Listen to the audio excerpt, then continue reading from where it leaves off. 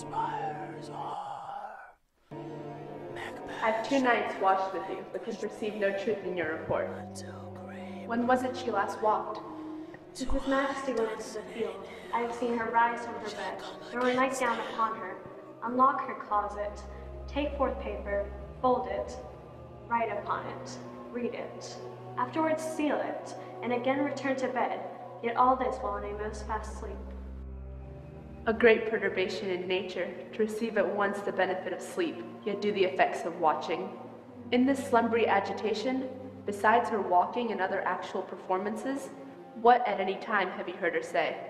That, sir, which I will not report after her. You may to me, and 'tis most meet you should. Neither to you nor anyone, having no witness to confirm my speech. Lo you, here she comes. This is her very guise, and upon my life, fast asleep. Observe her, stand close. How came she by that light? Why, it stood by her. She has light by her continually. 'Tis her command. You see, her eyes are open. Aye, but their sense are shut. What is it she does now? Look how she rubs her hands. It is an accustomed action with her, to seem thus washing her hands. I have seen her continue in this a quarter of an hour. Yet here's a spot. Hark, she speaks. I will set down what comes from her to satisfy my remembrance the more strongly. Out, damned spot, out, I say. 1, 2. Why then 'tis time to do it. Hell is murky. Fie, my lord, fie! A soldier and afeared? What need we fear who knows it, when none can call our power to account? Who would have thought the old man to have had so much blood in him? Do you mark that?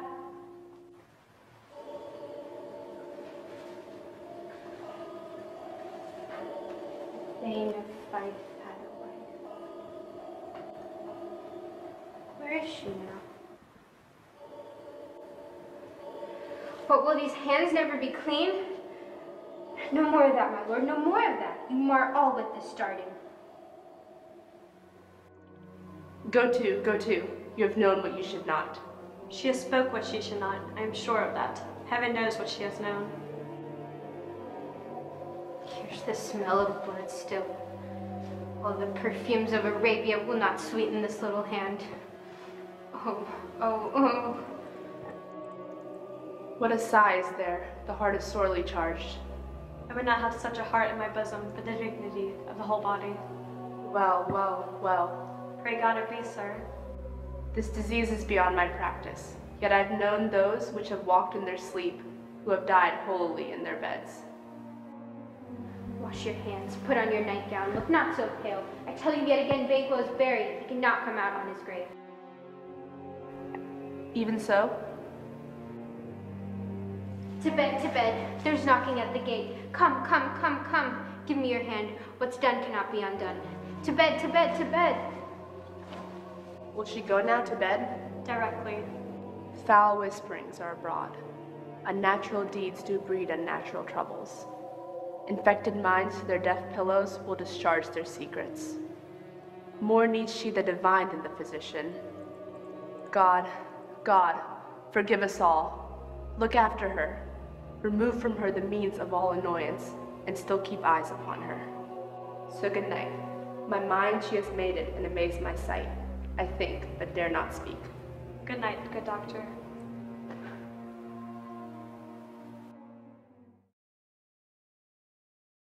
The English power is near, led on by Malcolm, his uncle Seward, and the good Macduff. Revenge is burn in them for their dear causes, which to the bleeding and the grim alarm excite the mortified man. Near Burnham Wood shall we well meet them. That way are they coming. Who knows if Donalbain be with his brother? For certain, sir, he is not. I have a foul of all the gentry. Their Seward's son and many rough youths that even now do protest their first of manhood. What does the tyrant? Great Dunsinane he strongly fortifies. Some say he's mad. Others that lesser hate him do call it valiant fury. But for certain, he cannot buckle his distempered cause within the belt of rule. Now does he feel his secret murders sticking on his hands? Now minutely revolts unbraid his faith breach. Those he commands move only in command, nothing in love. Now does he feel his title hang loose about him, like a giant's robe upon a dwarfish thief. Who then shall blame his pestered senses, to recoil and start, when all that is within him does condemn itself for being there? Well, march we on, to give obedience where 'tis truly owed. Meet we the medicine of the sickly wheel, and with him pour we, in our country's purge, each drop of us. Or so much as it needs to do the sovereign flower and drown the weeds. Make we our march towards Burnham.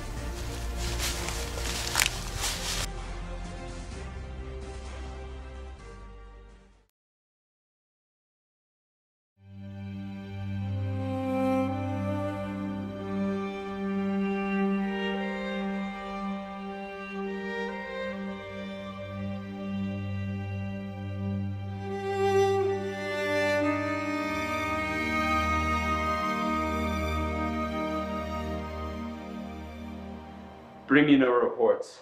Let them fly all. Till Burnham Wood, remove to Dunsinane. I cannot taint with fear. What's the boy, Malcolm? Was he not born of woman? The spirits that know all mortal consequences have pronounced me thus.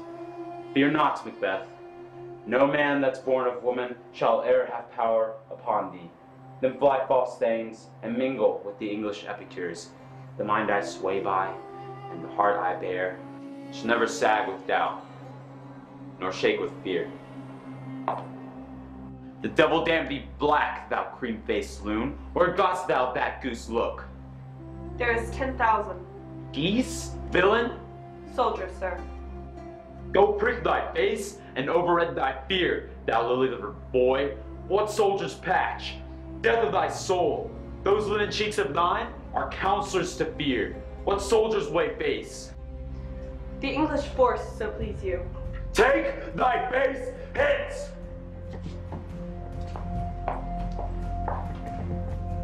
Satan, I am sick at heart when I behold. Satan, I say, this push would shame me ever or deceive me now. I have lived long enough. My way of life has fallen to the sear, the yellow leaf, and that which should accompany old age. As the honor, love, obedience, troops of friends, I must not look to have, but in their seed. Curse is not loud, but deep. Mouth honor, breathe, which the poor heart would fair deny and dare not. Satan! What's your gracious pleasure? What news more? All is confirmed, my lord, which was reported. I'll fight till from my bones my flesh be hacked. Give me my armor. 'Tis not needed yet. Send out more horses. Stir the country round. Hang those that talk of fear. Give me mine armor. How does your patient, doctor? Not so sick, my lord, as she is troubled with thick-coming fancies that keep her from her rest. Cure her of that. Canst thou not minister to a mind disease, pluck from the memory a rooted sorrow? Raise out the written troubles of the brain, and with some sweet, oblivious antidote, cleanse the stuffed bosom of that perilous stuff which weighs upon the heart. Therein the patient must minister to himself. Throw physic to the dog. I'll none of it. Come, put mine armor on. Give me my staff. Satan, send out. Doctor, the things fly from me. Come, sir, dispatch. If thou couldst, doctor, cast the water my land. Find her disease and purge it to a sound and pristine health. I would applaud thee to the very echo that should applaud again. Pull it off, I say. What rhubarb sin or what purgative drug would scour these English? Hearst thou or them? Aye, my good lord, your royal preparation makes us hear something. Bring it after me. I will not be afraid of death and bane till Burnham Wood do come to Dunsinane. Were I from Dunsinane away and clear, the prophet again should hardly draw me here.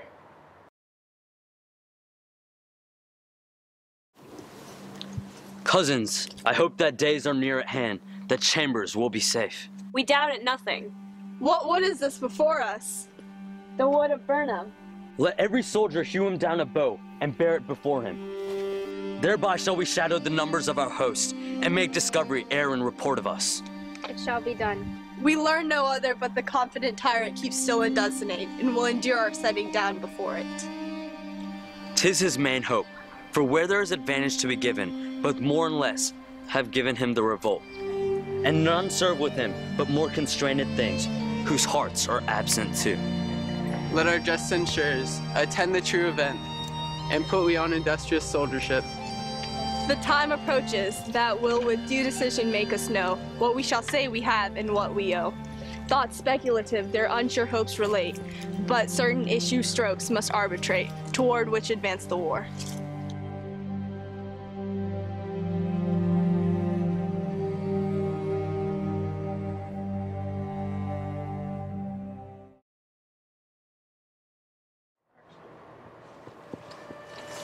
Hang out our banners in the outward walls. The cry is still. They come. Our castle's strength will lap a siege to scorn. Here let them lie, till famine the ague eat them up. Were they not those that should be forced to be with ours, we might have met them, dareful, beard to beard, and beat them backward home. What is that noise? It is the cry of women, my good lord. I've almost forgotten the taste of fears. Time has been, my senses would have cooled to a night shriek, and my fell of hair would a dismal treatise rouse and stir as life for end. I have slept full with horrors, direness, familiar to my slaughter's thoughts, cannot once start me.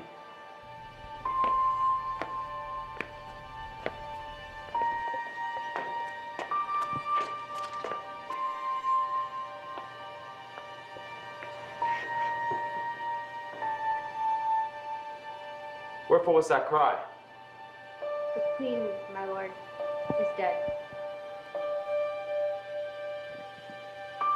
She should have died hereafter. There would have been a time for such a word.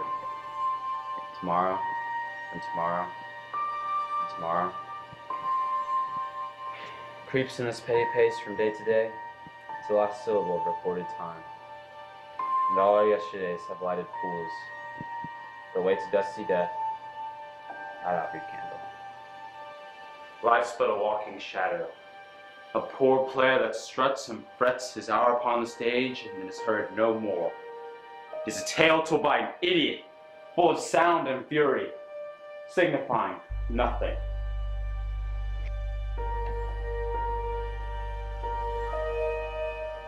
Thou comest to use thy tongue, thy story quickly. Gracious my lord, I shall report that which I say I saw, but know not how to do it. Well, say, sir. As I did stand my watch upon the hill, I looked toward Burnham, and anon methought the wood began to move. Liar and slave! Let me endure your wrath if it not be so. Within this 3 mile may you see it coming. I say a moving grove. If thou speakst false, upon the next tree shalt thou hang alive, till famine cling thee. If thy speech be sooth, I care not if thou dost for me as much. I pull and resolution and begin to doubt the equivocation of the fiend that lies like truth. Fear not till burn wood. Do come to Dunsinane. And now wood comes toward Dunsinane. Arm and out. If this which she avouches does appear, there is nor flying hence, nor tarrying here. I gain to be aweary of the sun, and wish the estate of the world were undone. Ring the alarm bell. Blow wind, come wreck. At least we'll die with harness on our back.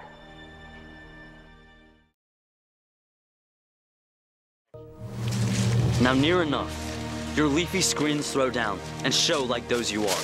You, worthy uncle, shall with my cousin, your right noble son, lead our first battle. Worthy Macduff and we shall take upon us what else remains to do, according to our order. Fare you well. Do we but find the tyrant's power tonight? Let us be beaten, if we cannot fight. Let all the trumpets speak. Give them all breath. Those clamorous harbingers of blood and death.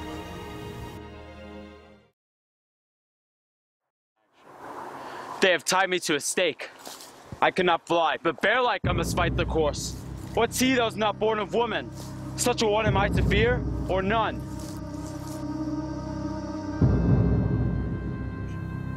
What is thy name?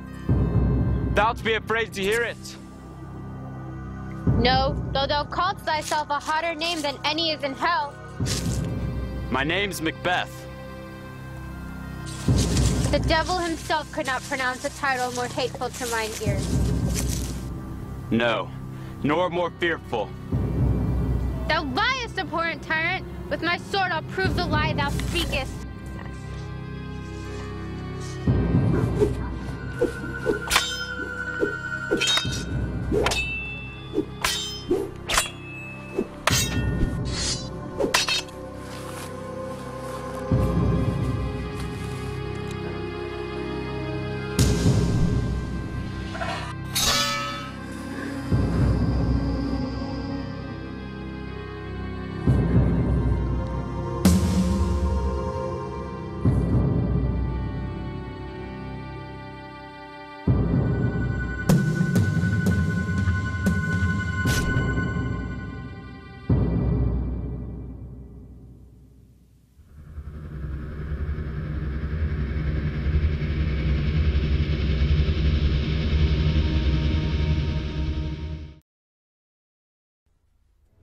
That way, the noises. Tyrant, show thy face. If thou beest slain and with no stroke of mine, my wife and children's ghosts will haunt me still.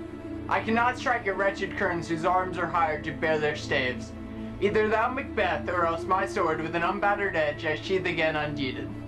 That thou shouldst be, by this great clatter, one of greatest note, seems bruited. Let me find him, fortune, and more I beg not. This way, my lord. The castle's gently rendered. The townspeople on both sides do fight. The noble thanes do bravely in the war.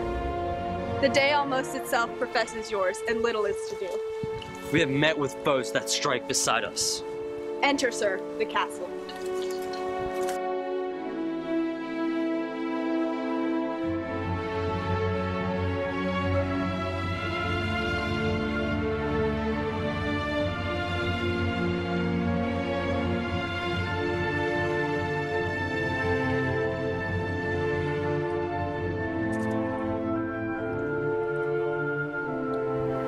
Why should I play the Roman fool and die upon my own sword?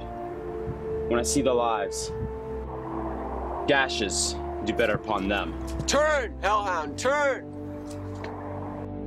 Of all men else I have avoided thee, but get thee back. My soul is too much charged with blood of thine already.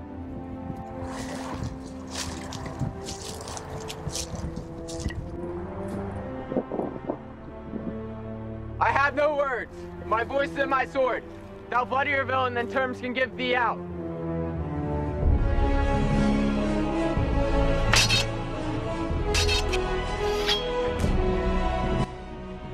Thou losest labor, as easy may assail thee trenchant air. With thy keen sword, the presses make me bleed. Let fall thy blade upon vulnerable crests. I bear a charmed life, one which must not yield to one of woman born. Despair thy charm, and let the angel whom thou still hast served tell thee Macduff was from his mother's womb untimely ripped. Accursed be the taunt that tells me so, for it's cowed my better part of man. And be these struggling fiends no more relieved, that also with us in a double sense. And be thee now keep the word to our promise, and break it with our hope. I'll not fight with thee. Then yield thee, coward, and let it be the show of gaze of the time. We'll have these as our rare monsters are, painted upon a pole and under it. Here, may you see the tyrant.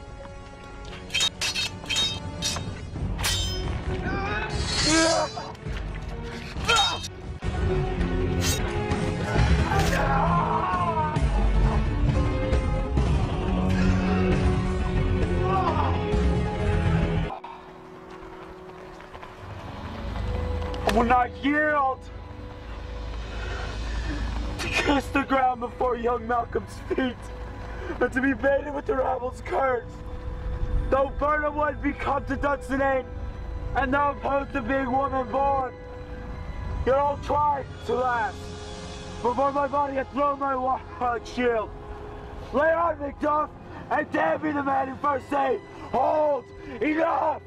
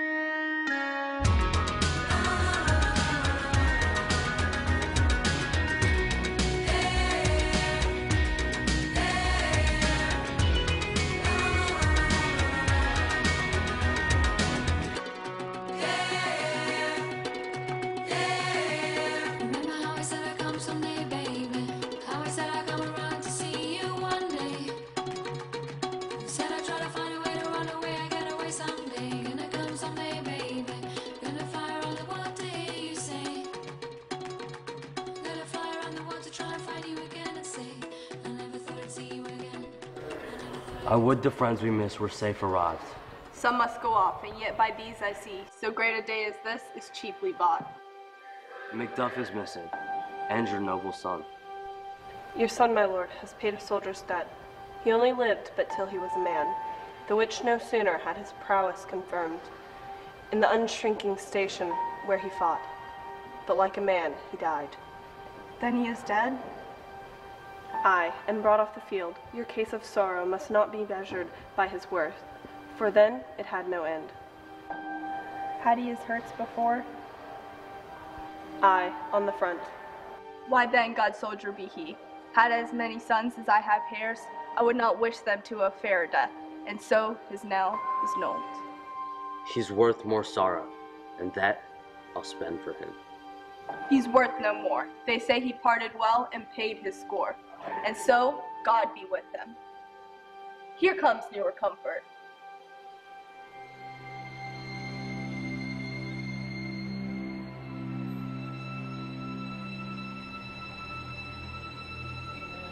Hail, King, for so thou art. Behold where stands the usurper's cursed head.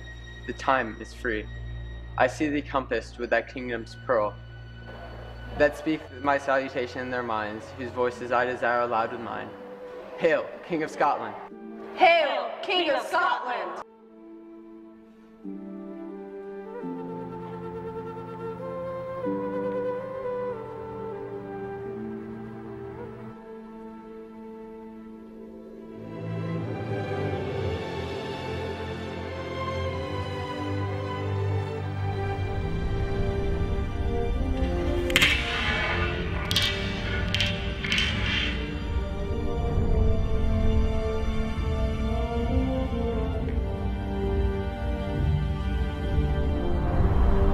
We shall not spend a large expense of time before we reckon with your several loves and make us even with you, my thanes and kinsmen. Henceforth be earls, the first that ever Scotland in such an honor named. What's more to do, which would be planted newly with the time, as calling home our exiled friends abroad, that fled the snares of watchful tyranny, producing forth the cruel ministers of this dead butcher and his fiend-like queen, who as 'tis thought by self and violent hands took of her life. This, and what needful outs that calls upon us, by the grace of grace, we will perform in measure, time, and place. So thanks to all at once, and to each one, whom we invite to see us crowned at Scone.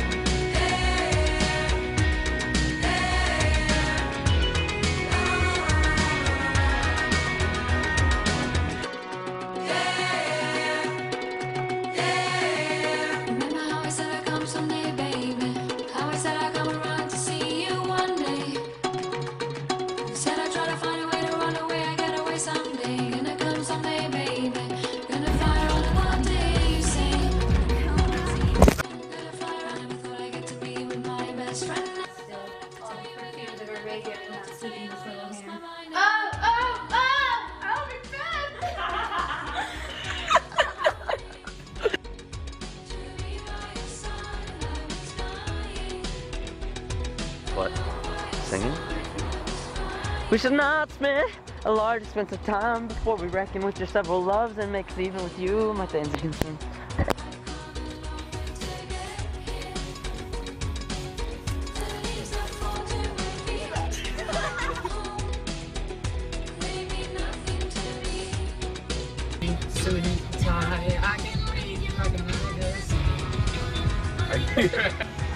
Sing.